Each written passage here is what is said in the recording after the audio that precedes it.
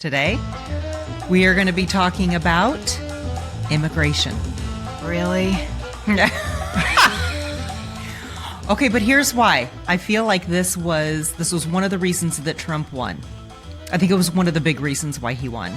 And I think we've got to talk about it because I think there's a lot of misconceptions from both sides on what both sides believe or perceive to be the truth. So we've got to talk about it. How about we start with the knee-jerk reaction to immigration and what, as a conservative, when you hear that word, what is your knee-jerk reaction? The southern border. There has been a mess up at the border, and we've just let everyone in, and there's been zero control. What's yours? The knee-jerk reaction to immigration, to that word, is racism, hate, making the country smaller. Okay, So- as a New Yorker, how does it affect you? In New York, it affects us greatly. It's been a mess. New York City has been a mess. I was heartbroken when Governor Abbott started basically using humans and throwing them on buses and sending them to blue states to prove a point. I can only imagine how difficult it's been on Texas, which is, the major entry. But to use human beings that way, I found disgusting. And in terms of it affecting our daily life, I've lived in New York City for 34 years, like an almost whole adult. I guess really a 34-year-old is an adult. And I've never seen more immigrants on subways, young women with little babies selling chiclets. I mean, it's heartbreaking. And as New Yorkers, you start to become completely numb because it's everywhere. Families selling wares, blankets and shirts and little babies looking at their iPhones. They're little babies. And it's a mess. What about crime? Crime is really up in New York City. It's not an immigrant problem.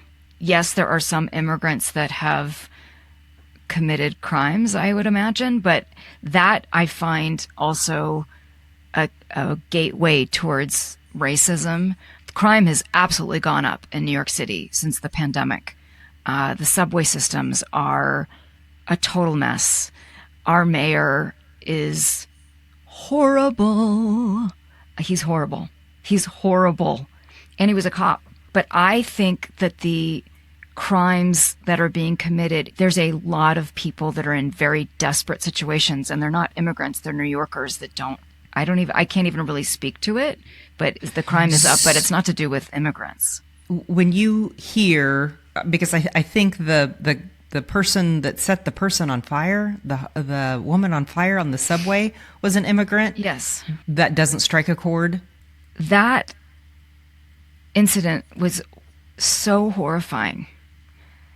And to find out that this was a obviously incredibly ill immigrant. Yeah. It doesn't bode well for immigrants and the case against tightening the borders. And what I also, because I'm struggling to say this, because when you get into the mental illness conversation, it seems to sort of wipe out, like we just sort of throw our hands up. And obviously there's a huge problem with a lot of people that are not well. Like, for instance, and I don't know how this is going to come off, I have friends that are Middle Eastern, and every time there is a terrorist attack or a U.S. terrorist attack, they are praying that it's not a Middle Eastern person. Yeah. Oh, I'm sure. Right? Because you're like, no, don't make this harder on us than it already is. Yeah. So in terms of that person that set the woman on fire, I mean, what the fuck? So you can't identify. So, okay. So, and maybe that wasn't even a good example because that happened to or maybe fit it the is. narrative. But I Jolene, think maybe it is, because I think that you, like in the conservative media, that is gold. That is gold. Well, that's what I'm saying. Maybe that has been publicized because he was an immigrant and illegal, here illegally. Mm-hmm. And so, hey, we let him in. This is what's going to happen. And that was politicized. So I think the thing that is probably for me more threatening and more something I think that is a real problem is the gangs, the Venezuela. I think they're Venezuelan gangs, and they've got a name, but they're like the Aurora, Colorado. Now they have, sleeper cells throughout the United States because they have come from Venezuela. And I mean, they are like legitimate gangs that are ruthless. But where are you hearing this? This sounds not made up, but it sounds exaggerated for political purposes. Like the eating of the animals, that kind of thing. Okay. Yeah. Right. And I'm not saying that there aren't Venezuelan gangs that have come to the United States and because there are gangs everywhere in the United States. Right. But this, I think, is part of the issue, is you're hearing these sound bites that I don't even know what you're talking about. And I'm going to be honest with you, Jolene. It's a problem. I don't think you're wrong. The border is a problem. It's a mess. There are so many people in New York City that are unhoused, as they call it. Mm-hmm. And there were so many before, and now there's tens of thousands more. Like, it's a problem. Do you think that there should have been more done to stop the influx of immigrants across the border? Or do you think it was fine that there was no stopping people at the border? I'm guessing that that's what you believe because you're asking me that question. Yeah, so that's why I want to know. Is that something that I just believe, or is that something you believe? That the borders were open and people were coming in willy-nilly? So let's backtrack a second. What do you believe is happening at the border? Because I guess I also ask you this because what I find wild is the people that seem the most upset about the border live in tiny towns that they're not really affected. All I know is that it's really hard to get to the border. It's really dangerous. And that in order to make that journey, things must be really awful, that you need to come to this country and that this is a bright hope for you. I'm assuming that it's not like Disneyland and people are like, yahoo, like here's the door, go on in. Did you see any of the footage of people coming across the border, like crossing the Rio Grande and coming into and being helped?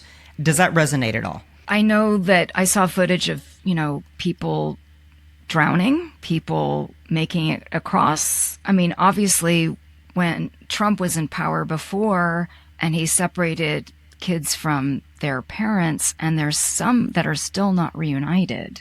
Do you know that there's more that are separated now, more under Biden than there were with Trump? There are 320,000 kids that are not with their parents that are separated right now under Biden. And how do you know that? News. What news? Probably the only news that reports on it, Fox News. But I think that's the point, right? Is but that's what you're being told, because I've never been told that, right? In listening to my New York Times daily, to my NPR, to my now I'm all Tangle all the time. So yes, we both love Tangle. Yes, love Tangle. Shout out to Tangle, because I really feel like it's so fucked up what we're going through. I'm hearing these stats and I'm like, what are you talking about? And you're hearing stats and saying, what are you talking about?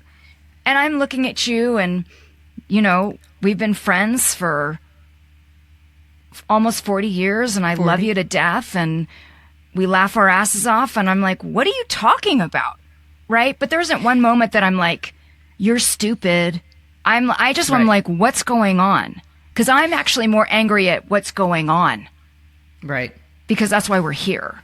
Well, so I think that's why I think we have to look at what our perspectives are. And yes. The fact that I have been fed this information of watching, if you watch Fox News every morning, and they would even tout that they were the only news station that was bringing the stories of these immigrants coming across the border. We lived in Texas for most of our married life. I have a friend who immigrated, who crossed the border as an 18-year-old girl in the back of a trunk. And, she has horror stories to talk about, paying a coyote and trying to get right. So listening, and I get it, and I get that if we were not lucky enough to have been born in this country, and life was so shitty in Mexico, I would ask my husband, get us to America. I get it. However, when I think that there is such a different conversation between, getting families out of, desperate situations that are horrible, and when your government is being run by, the gangs and the cartels, and that the government can't do anything. That your police aren't doing anything because it's the cartels that are actually doing it, governing. But the problem with the border was that there are other people coming. Huge Chinese population coming from the border? Yes, getting to Mexico and coming up through the border because that's how they could get in. And so I know nothing about this, and I'm assuming that you're hearing this on Fox. But again, if they're the only ones reporting this, is it true? I'm going to think that there could be half-truths. I don't know if you remember that movie back, I think it was in the 90s, called Wag the Dog. Wag the Dog. God, I loved that movie. Right? And so much truth. As I said 100%. that, I was like, well, I guess Fox could stage the whole thing. So could MSNBC. They all can. Everything's become such a clickbait. Right? 100%, so yep. You're coming to this conversation saying, this is what I know. And I'm like, it is? I don't know this. I'm not saying you're wrong because I don't know. I'm not at the border. I've never been to the border. I don't know. I'd hear about the wall, that they were going to make this big wall. And I found that quite hypocritical. Again, like we talked about in the last episode about growing up as free to be you and me and thinking we're all supposed to be together. Yeah. And I find that quite ugly.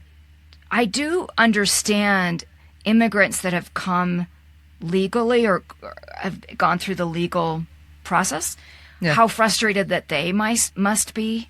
I get it. I think that when we lump everyone together, it's a big problem. I think it's also why we're here, right? I'm not going to lump you into the MAGA clan. I know you're not a MAGA person, right? I'm not going to. And, I'm not a. Is it called Antifa? Antifa? What is it called? Antifa? Or Antifa? Yeah. Antifa. Yeah. Like Antifa. I don't even know what that is, honestly. Like whatever is the extreme left, I'm not that. And so I would imagine, like you said, that there's going to be people that are in such dire situations that they're like, I will risk my life. I have to get out of here. And then there are some people who are like, well, Joe lives across the border and I heard I can get a better job. And I'm sure that there are all kinds of people, but we lump them together and like, these people are bad. These people are good. Okay, but don't you have to have a rule? Don't you have to have a law then that doesn't? So you and I can both agree that there are people that really need to come to America to get out of horribly, desperate situations. Families that don't want to raise their kids in horrible conditions. Mm-hmm. But with that, though, also allows bad actors to get in, people that want to harm America and get in here and whether it's a terrorist or, so we have to have some rules. Right? I agree with you. I absolutely agree with you. I don't think there should be some open door policy. I think that the immigration system is a complete mess. Yeah, and I think everyone kicks the can. And I think it's an enormous puzzle that if we all came together with like really good minds and be creative about it, we could figure it out. But there's so much bipartisanship that everyone's like, it's your fault, nothing fucking gets done. But then these human beings are the ones that get totally screwed. But you don't like the idea of a wall, of a border wall. It seems so fucking sad. It just seems so sad to me. I think it's more complicated than the wall. I think the wall is a piece of it. You're right. It is much more complicated. We've got to have more judges so that the legal system works the legal better. system is completely there are not enough judges. They're completely tapped out. We're acting like all these human beings are, I don't know, pieces of meat. There's it's just such a disconnect, and it's a mess. These judges are burned out. I feel like the wall is more of a symbol than a deterrent. I feel like it's a symbol of our shutting off. Which I think is interesting that you say that, because you are so well traveled. Yes. It's hard to get into other countries, right? I mean, you can't just walk across a border and get in. But can you just walk across the border here? Yeah. That's what Fox News is showing you. Yeah. Maybe I'm wrong, but I think it's harder than that. It is not. I mean, I have seen the footage, and granted, but how do you know the footage is real? Oh gosh, because they can't make that stuff up. I mean, they were interviewing. They could wag the dog. Oh, I know, but I don't think when they are showing, helicopter shots of people going through the river, there were border patrol agents that were helping, women out of the river, and they're not being processed. Or if they're being processed, then they're let go. And they're not being, again, the system's overwhelmed. And so then there's no one, their processing dates are, 4 years from now. Mm-hmm.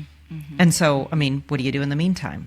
I don't know what you do. I don't think we're that far off. I'm just sort of concerned and upset that you're getting visuals that I don't get. And that is concerning. It concerns me too, Jolene, because, I mean, news at this point is so much about entertainment and getting you and getting their point across. So to me, like, Fox is just going, we did it. We've got you all like, all of you are all afraid. And that sucks. It just sucks. Okay, but if it's real. Because here's the thing, Jolene. So you're seeing this stuff in your gorgeous, from what I can tell, your gorgeous home, new home. I love seeing that view the other day in rural Southwest Missouri. And you're seeing these images and it's charging you up, right? Because I hear shit too, and it's like, and I think it was really important when we started like outlining how we wanted to talk about these things, that how does it affect us? And we also have to keep ourselves in check. Like, okay, what's really going on here? Are they just trying to get you upset? I think there's two things that come to mind. So all of these people coming across the border have to go somewhere. So back to your point, when Governor Abbott then started busing them to, New York, Utah, Wisconsin. But wait, didn't they take them to the Hamptons? Drop them off in the Hamptons? And they're human beings. I mean, what better place to go? Oh my God, if you're going to come to the United States, don't you want to go to the Hamptons? They don't speak any English. Jolene. Shame on the Hamptons. Shame on the Hamptons for not speaking Spanish. Shame on you for laughing. God damn it. And I just took the Lord's name in vain. Well, I'll pray for you. Yeah, you will. Yeah, I'll keep you in my thoughts and my prayers. Okay. Going back. Listen. It overwhelms. Okay, wait, I got to answer this. So it overwhelms those communities where obviously those border towns, Eagle Pass, Texas was the one that was always on the news, that it completely overwhelmed this small community.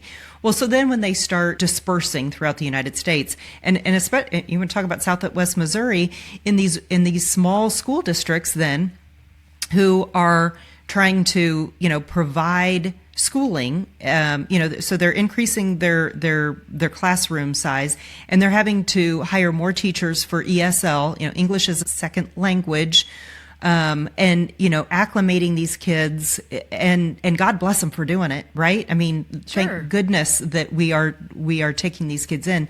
But then when you start giving the social services to them, pretty soon the budgets are running out. And so that's going to increase our taxes, because now we're going to have to support an increase in these in social services for our community, but also, in the school district. So you're feeling that there. yes. Yeah. Yeah. If you talk to any of the local school teachers, they're completely overwhelmed. And they were overwhelmed after coming out of COVID as it was. Oh my God. Of course. And so now this is like an extra thing that they weren't prepared for. Do you have thoughts on a solution? I think we got to close the border. And I'm telling you, it is very easy to cross the border right now. There is no From your stopping. Fox News footage. No, this is actually even coming from our family friend who owns a ranch in Laredo. It's bad. And it's horrible because there are immigrants coming on their ranch. And if they're hunting, I mean, how scary is that they're like, oh, nope. And that's just a group of people. And especially if it's happening in the summer, these kids are, I mean, especially if you're talking kids and stuff, we can't, we've got to make it a deterrent, because right now it's so easy. We are welcoming people to cross the border, and that's the wrong thing to do. So do you think that this was the number one issue that why Trump got elected? I do. I think that you had Kamala as the border czar, and she didn't do anything about it. I have thoughts about that, because give that woman the hardest fucking job. Right? And don't give her any support. And say, go fix it. Go fix it, lady. Go fix it. And here's the thing, like, she was so popular at the very beginning, at least in our circles, the liberal circle, and she made some gaffes, as one would in the public eye, I guess, all the time. And they were like, oh, this girl, we got to pull her out. Let's throw her on the border. I mean, that's... Oh, yeah, yeah. Come on. Let's throw her into the presidency. Like, that woman has been fucking thrown, or like, deal with it. And so, okay, border czar? What a stupid name. So, okay. And that the Democrats didn't realize or wouldn't acknowledge that there was a problem. I'm with you. We're not in disagreement here. Yeah. It's a problem. Yeah. I think we need, truly, I don't care who these people are, just really smart, creative, heart-forward people. Yeah. They can be Republican, they can be Democrat, I don't give a shit. But really, like, they have this Doge bullshit. I know you love the Doge. Oh, I love the Doge. Is it Trim Doge? the fat. So let's get another group together to fix this. Yeah. Like, don't put it on one group. Like, actually humanize the experience and fix it. I mean, we've talked about why we're here. We want to humanize this conversation and really talk about things and not just get pissed and go stand in our corners. Yep. Right? Yeah, 100%. So, Uncle Donald, if you need two people to oh my God, take that's this so gross on. that you just called him Uncle Donald. That's so gross. But, Donald, if you need two people, and we'll go find some other people. I'm going to close the border, and Nicole will hug everybody. Treat people. Yes, we'll give them a welcome bag. A welcome bag. Unbelievable. Unbelievable. No, seriously, we do need to get more judges. I mean, there's this has to be fixable. Right. It's How can hard. it not be? Right. It's hard, and it's going to take some time, but it has to be fixable. But I feel like we just are in this place where we just fight. Nothing gets fixed. Yeah. Because it's like, whether it's the Democrats or the Republicans, they're like, well, if this is Trump's administration's idea, fuck them. Let's block it. Yep. Which is actually what happened when Congress finally tried to get a bill together, a border bill, and Trump goes, Republicans, Yes. don't do it, because this is one of the things I'm running on. That's right. So the Republicans are like, oh, nice last ditch effort here to come up with something to try to save your ass. Nope, not going to do it. We're going to wait till the election now. It's so political. It's so disappointing, right? You're just, Yeah. I live in this naive world, but like, Trump, have some confidence that you're going to win anyway. Aren't you trying to do good things for the country? No, you're trying to get elected. 100%. But that is politics. I mean, that is but absolutely don't you think, Jolene, politics. that it's gotten way worse? Oh, 100%. Oh, absolutely. Yes. So we can agree on this, Yeah, that it's gotten worse. Yep. Is there anything that I said today that surprised you? Yeah, that you've not seen any footage of the people coming across the border. I just thought that was a known, that was a given. And that's so weird, because you're right. It's me watching Fox News that sees that, and no one else covered it. Like, there was a daily, because I listen to the New York Times daily podcast every day, and they did a spotlight on a journey and how harrowing it was. That's the information that I got. And seeing people trying to cross the Rio Grande, is that what it is?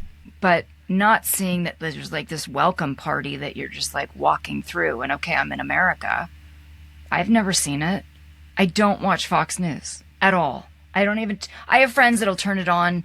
Well, even my husband will turn it on to just out of curiosity. What are other people seeing?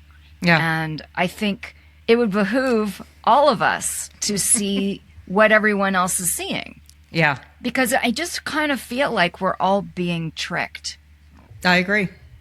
Because we are absolutely only believing what we see, obviously, but what we see is just being propagated so much that we get to see more and more and more. I mean, it's in our feeds, right? I mean, if you start looking at immigration on your feed, then that's all you're going to get. And it's part of the system. And they're feeding the beast. They're feeding the fear. Feeding the beast. That is absolutely it. Yeah.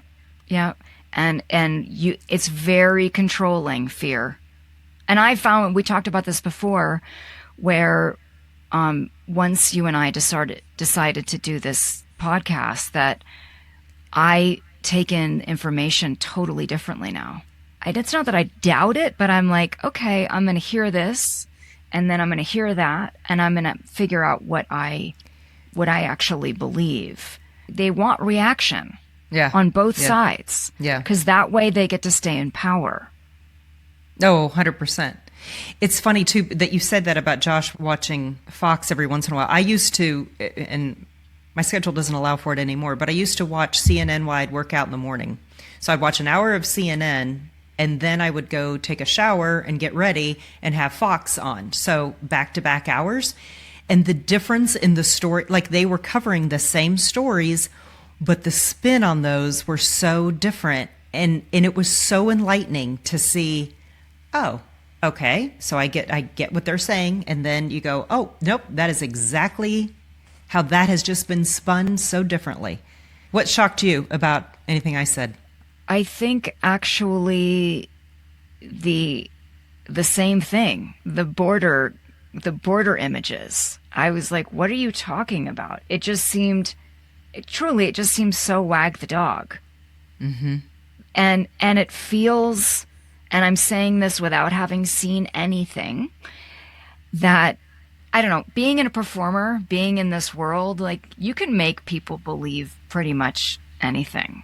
It was literally the same reporter who sat on the border sat at an Eagle, I think it was in Eagle Pass, Texas, for months, showing the story, telling the story, because it wasn't being told by anyone else. So I will find it and I will send it to you. Okay. I appreciate that. And I feel like the solutions, that there really haven't been any solutions. There have been great symbols, but they're lazy. This is a difficult thing.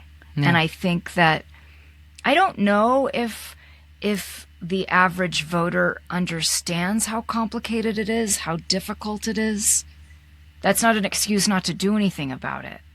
And I don't think this administration's going to do that, because he clearly was like, don't vote on this because I want in. I do think he'll do something about it. I think this is I think it's a hot topic that he ran on and will fix. God willing. If he can fix it, I won't hate him so much. I'll go that far. I'll go that far. From your lips to God's ears. I won't hate him so much. How about that? All right. I think we should wrap this stuff up, and we should talk about would you rather. Okay, you go first. Oh boy. I actually spent time like writing out all of the Democrats. And here's the thing that's funny. Like, I was looking at all the senators and all the representatives, which I don't know most of them, and all the governors. And the hilarious thing in my mind is I'm like, oh, I like them. Oh, I like them. Oh, is she not going to like them? Like, and then I would look at the Republicans and go, ugh, ugh, ugh. Oh, I've got to put them down. I'm like, no. Wait, she might like them. So she might not be repulsed the way I am repulsed, right? Okay. Give it to me. Who would you rather have dinner with? Nancy Pelosi or Hillary Clinton? This is so easy for me because I actually have a buttload of respect for Nancy Pelosi. Like, I honestly do. That's the surprise. That's my surprise. Now I'm surprised. There it is. That's the most surprising thing you said. No, I'm telling you. Wow. Now listen to me. She was a hell of a speaker. Like the role of Madam Speaker was to get votes, right? She could whip those votes. She could get people to do what she wanted them to do. And I look at the power that she had. I mean, she was a formidable force. So absolutely. Now, I don't agree with most of the things that she does and all that, but as a powerful woman, she's got balls. I admire that. Hillary? No. Sorry. No. I know how you feel about her. Yeah. Wow. No. That's amazing. Yeah. I love that. Okay, I love that. Yes. Okay, good. Yes. Okay, here's would you rather. Mm-hmm. Would you rather have COVID or the flu? Oh my God. Okay, well, here's the funny thing. I have never had COVID. I've had a gazillion COVID shots, and I've had the flu many times in my life. My husband has it right now. He's on mega Tamiflu dose, and I'm on the preventative dose. I would prefer to have the flu. I think, Josh and I both have never had COVID. Yeah, we haven't either. Isn't that wild? Yeah. We might be the only 4 people that have never had COVID. I do think we're the chosen ones from God. Oh, okay. The chosen conservative and chosen liberal people maybe not have COVID. Yeah, maybe he's trying to tell us something. What would he be trying to tell us? He's keeping us safe. So that we can keep talking about it? We have like tiger blood. Yeah. Do you still get shots? No. So we got we both got the initial Pfizer, the 2-shot. Yeah. But that's all. I've never gotten a booster after I got the 2 shots, but I haven't gotten anything after that. Oh, wow. And Jeff got 1 booster, but nothing after that. Oh, okay, wow. But I also don't get a flu shot. I know we talked about this earlier. I don't believe in the flu shot. And this is just my own belief. This is not rooted in anything. I just think that your body, if you've got a healthy immune system, that your body can develop a natural immunity to the things around it, and it makes you have a stronger immunity. Now, so that's why I just think that's why I don't get a flu shot. I think if you get the flu shot, that you're not giving your body, God gave us really amazing bodies that can, run amazingly. And so I think that's naturally how we should handle things. COVID, I thought, was different. And I got the vaccine. Most of my family did not, and so that is fine. Wow. I also look at those in our family who didn't get it, and they've had COVID quite a few times, and they get sick with it. So really sick. But I respect their decision not to. I get it. That's fine. That's their decision.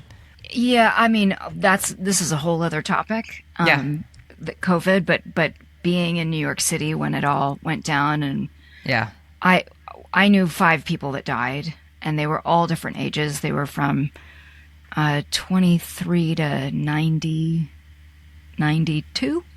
And it was horrifying. And Josh had just the year before had stage 3 colon cancer and had just gone through chemo. And so there was so much fear. And so for us, getting a vaccine, waiting for the vaccine it was detrimental to our livelihood. And we came out to Utah during that time because we could both work remotely. And it was wild to see the rest of, or another part of the country that just, some people didn't believe in it. Some people did, but the freedom to be, even just go outside, which when you live in an apartment in New York, we were masked in the hallway. Like, it was a very different experience. And so I understand the idea of it's their choice. But when you were in the epicenter of death, I didn't feel that way. It was about you need to protect other people too. And we unfortunately lost friends. And, and then with Josh, we'd been getting the COVID shots, and then he did the flu because he'd get it at work. I didn't, but because he did, I started, and because of his cancer that is thankfully not there, I've been doing it. And then my dad got cancer, so much cancer, and so there's been a lot of vaccination for me to protect my loved ones. That it isn't just about me. But clearly, the flu shot doesn't always work. Josh is totally down for the count downstairs. So I don't know. I mean, there's so much shit going around. I have a girlfriend in New York that has horrible COVID. And she's had COVID, 3 or 4 times. And she said this was the worst strain ever. I mean, thankfully she's not dying, but she's not good. So, so on that note. Wow. All right, doll. Thank you, my friend.